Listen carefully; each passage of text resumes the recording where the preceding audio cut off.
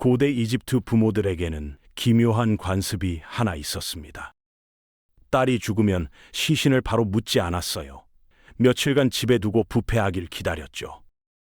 왜 그랬을까요? 미라를 만드는 장인들 중 일부가 젊고 아름다운 여성의 시신을 상대로 성행위를 했기 때문입니다. 헤로도토스라는 그리스 역사가가 직접 기록으로 남긴 내용이에요. 당시에도 이건 극악무도한 범죄였습니다. 하지만 이런 우려가 존재했다는 것 자체가 고대 이집트 사회의 어두운 단면을 보여주죠. 우리가 교과서에서 배운 찬란한 피라미드와 황금 가면 뒤에는 박물관이 절대 보여주지 않는 충격적인 이야기들이 숨어 있습니다. 이집트 최고의 신 오시리스 이야기부터 시작해 볼까요? 오시리스는 동생 세트에게 살해당합니다. 그것도 시신이 산산조각 나서 이집트 전역에 흩어지죠. 아내 이시스는 미친 듯이 남편의 몸을 찾아다녔어요. 그런데 문제가 생겼습니다. 거대한 물고기가 오시리스의 성기를 삼켜버린 거예요. 이시스는 어떻게 했을까요? 점토로 성기를 만들어 남편의 몸에 붙였습니다.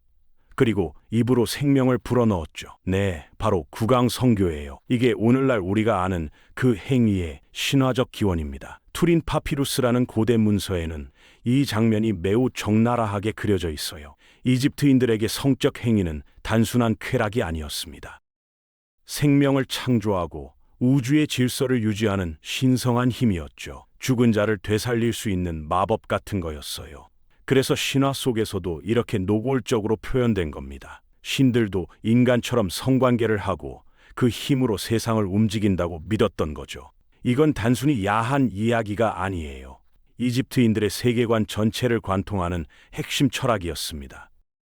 더 놀라운 건 이집트의 창조 신화입니다. 태양신 아툼이 어떻게 세상을 만들었는지 아세요? 자위 행위로 만들었어요. 허공에서 혼자 자위를 해서 최초의 신들을 탄생시켰다고 기록돼 있습니다. 그러니까 자위 행위가 우주 창조와 동등한 수준의 신성한 힘을 가진 행위가 된 거죠. 이 때문에 파라오에게는 특별한 의무가 있었습니다.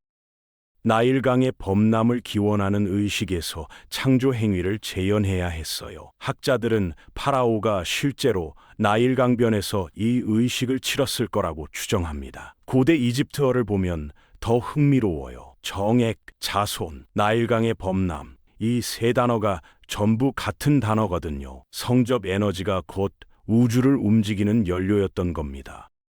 그래서 파라오의 성적 능력이 부족하면 어떻게 될까요? 나일강이 마르고 농사를 못 짓고 백성들이 굶어 죽는다고 믿었어요. 왕의 성생활이 곧 국가 안보였던 거죠. 람세스 2세를 아시죠? 100명이 넘는 자녀를 뒀습니다. 이게 그냥 바람둥이라서가 아니에요. 자신의 신성함과 통치 정당성을 백성들에게 증명하는 정치적 행위였던 겁니다. 봐라, 내가 이렇게 많은 자식을 낳았으니 나일강도 계속 범람할 것이다. 이런 메시지였죠. 그런데 문제가 생깁니다. 자위 행위가 신성한 거라면서요? 그건 파라오에게만 허용됐어요. 일반 백성들, 특히 하층민 남성들에게는 금기였습니다. 성욕을 해소할 방법이 없었던 거죠. 그럼 이 사람들은 어떻게 했을까요? 이집트 사회를 보면 동물을 숭배하는 문화가 굉장히 강했어요. 신들 대부분이 동물 형상을 하고 있었죠. 고양이, 악어, 하마, 매, 이런 동물들이 신성시됐습니다. 그런데 이 숭배 문화가 점점 이상한 방향으로 흘러갔어요. 새끼 하마나 악어와 성관계를 했다는 기록이 실제로 남아 있습니다. 악어의 신 세베크를 믿던 사람들은 악어와 접촉하면 병이 낫는다는 미신을 믿었어요. 그래서 위험천만한 행위를 시도했죠. 헤로도토스는 더 충격적인 걸 기록했습니다. 테베의 여사제가 염소와 성관계를 맺는 장면을 목격했다고요. 공개적으로요. 사람들은 그걸 보고도 아무렇지 않았대요. 종교적 믿음이라는 이름으로 비합리적이고 위험한 행동이 정당화됐던 겁니다. 신을 섬기는 거다, 신성한 행위다, 이렇게 포장하면 뭐든 용인되는 사회였어요. 억압된 성욕이 종교와 결합하면서 완전히 왜곡된 거죠. 동물도 신이니까 괜찮다는 논리였습니다. 왕족들은 또 다른 방식으로 특권을 누렸습니다. 근친혼이요. 이집트 왕실에서 근친혼은 일반적인 관습이었어요. 왜 그랬을까요? 혈통의 순수성을 유지하고 외척 세력이 권력을 잡는 걸 막기 위해서였죠. 투탕카멘 아시죠? 그 유명한 황금 가면의 주인공. 이 사람이 9살에 결혼했는데 신부가 누구였는지 아세요? 이복누이였습니다. 9살 소년이 자기 누나와 결혼한 거예요. 이런 근친혼의 결과는 참담했습니다. 파라오들은 심각한 유전병에 시달렸어요. 평균 키가 160cm밖에 안 됐고요.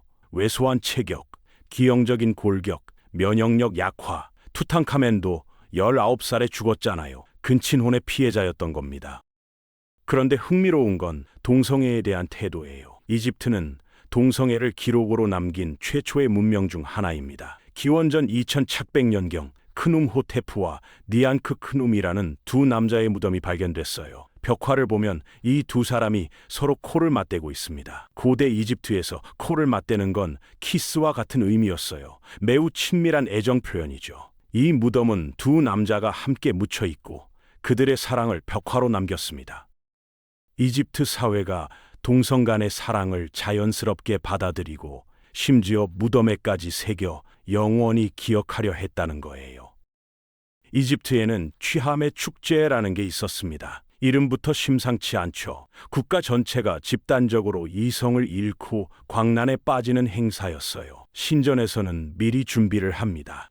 연꽃 같은 환각 성분이 들어간 맥주를 엄청난 양으로 만들어 놨죠. 사람들이 현실 감각을 완전히 잃도록 유도한 겁니다.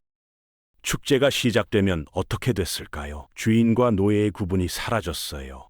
남녀의 경계도 무너졌고요.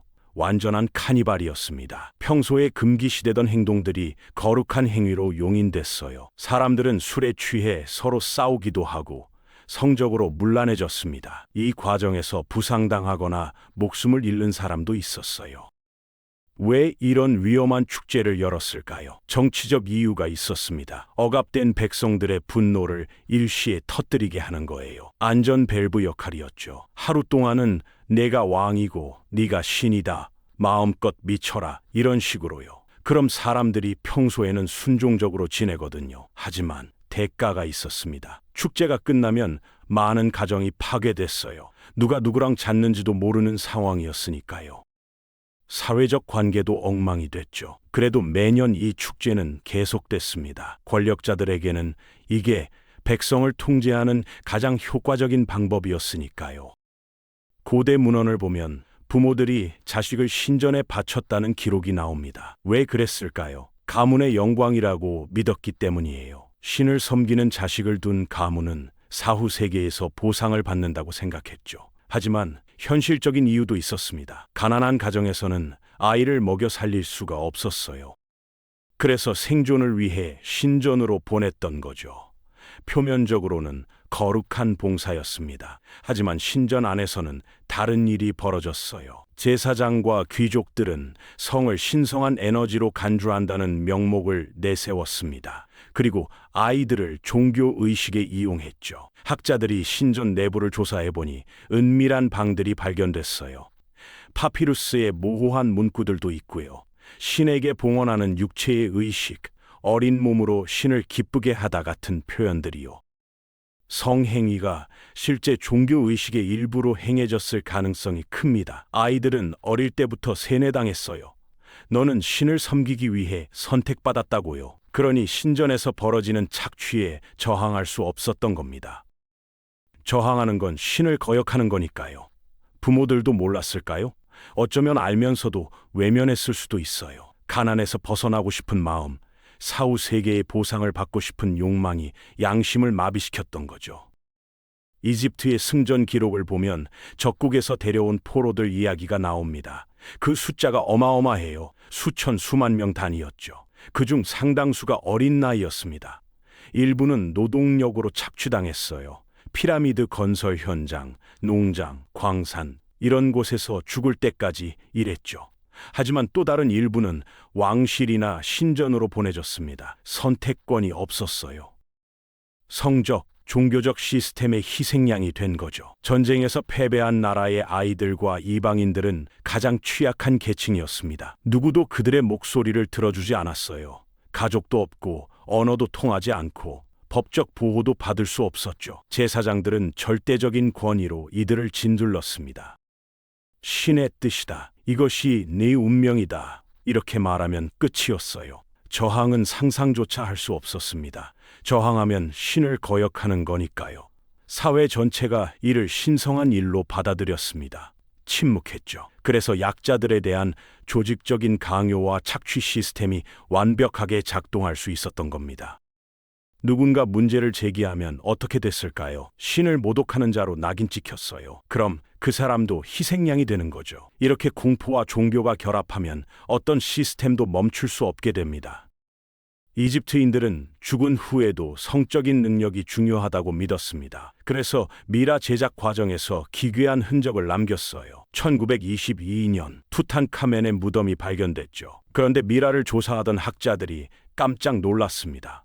성기가 사라져 있었거든요. 이게 제작 과정에서 손상된 건지 아니면 의도적인 종교 의식인지 논쟁이 있었어요.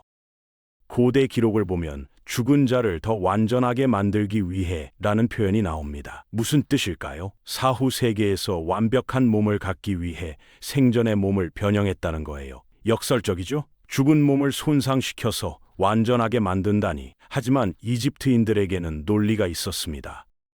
죽음 이후에도 생식력과 성적 에너지가 유지되어야 한다는 강박적인 믿음이요. 사후 세계는 현세의 연장이었으니까요. 거기서도 먹고 마시고 성관계를 한다고 생각했어요. 그러려면 성기가 제대로 작동해야 하잖아요. 그래서 미라 제작 과정에서 성기를 특별하게 처리했던 겁니다. 왕족의 미라들을 보면 이런 흔적이 계속 발견돼요. 어떤 미라는 성기가 인위적으로 발기된 상태로 고정돼 있기도 했고요. 이집트인들의 사후 세계관과 성문화가 얼마나 깊이 연결돼 있었는지 보여주는 증거입니다. 고대 이집트는 여성에게 놀라울 정도로 진보적이었습니다. 재산권이 있었어요. 이혼의 자유도 있었고요.